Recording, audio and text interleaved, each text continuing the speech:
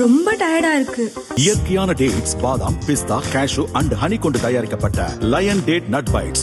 எங்களுடைய கொள்கையும் கோரிக்கையும் கோட்பாடும் 2026 சட்டமன்ற தேர்தலில் தமிழ்நாட்டில் பீகார் ஃபார்முலா வெளிப்படையாக கூட்டணி ஆட்சிதான் என்று அறிவிக்கப்பட வேண்டும். அதுக்குள்ள கமுக்கமாக இருக்கக்கூடாது.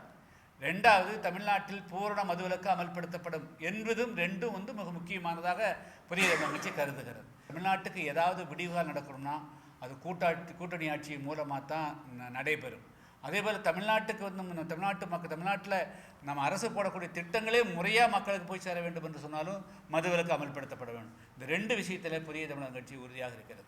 பீகாருடைய சட்டமன்ற தேர்தல் நடைபெற்று அங்கே பாரதிய ஜனதா, ஐக்கிய ஜனதா தளம் மற்றும் பஸ்வானுடைய எல்ஜேபி பார்ட்டி உள்ளிட்ட பல கட்சிகள் ஒருங்கிணைந்து ஒரு மிகப்பெரிய மகத்தான வெற்றியை பெற்றிருக்கிறார்கள்.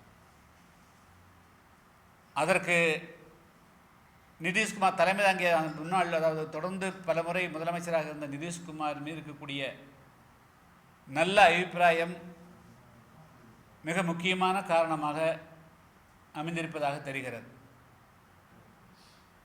மேலும் அங்கே தேர்தலுக்கு முன்பாக 10,000 ரூபாய் சுய உதவிக்குழுக்கள், அது தொழில் முனைவோருக்கு 1,20,00,000 பேருக்கு தலா 10,000 கொடுத்து 12,000 கோடி ரூபாய்க்கு மேலாக பணம் கொடுக்கப்பட்டிருக்கிறது.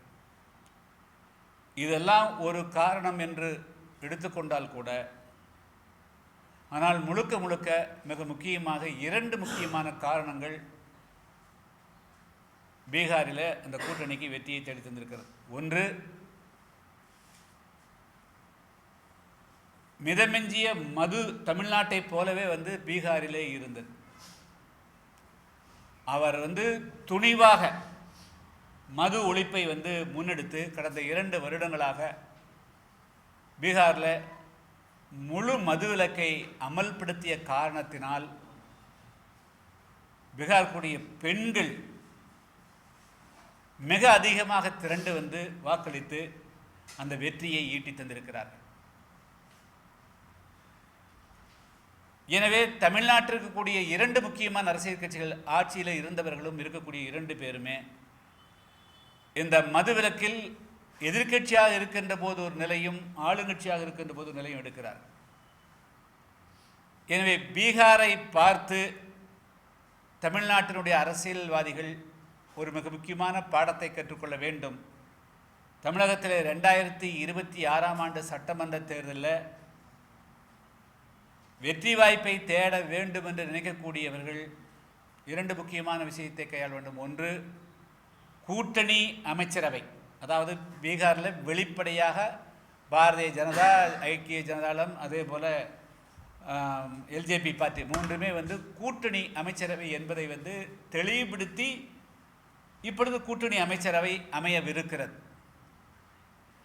அதே போல் அதனால் அது ஒரு கூட்டணியில் அங்கம் பெற்ற அனைத்து அரசியல் கட்சிகளுமே தொண்டர்கள் கீழ் மேல் வரையிலும் அவர்கள் மனப்பூர்வமாக இணைந்து பணியாற்றியதன் காரணமாக இவ்வளவு மகத்தான வெற்றியை பெற்றிருக்கிறார்கள்.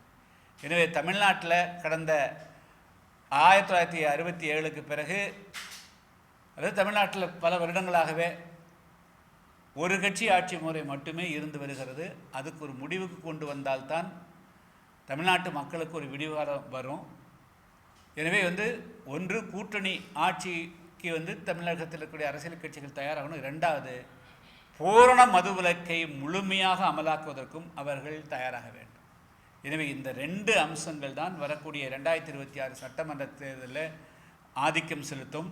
எனவே மதுவிலக்கு நான் கிராமங்களில் போகின்ற பொழுது இந்த இருக்கக்கூடிய ஆண்கள் சமுதாயமே முழுமையாக சீரழிந்து விட்டார்கள்.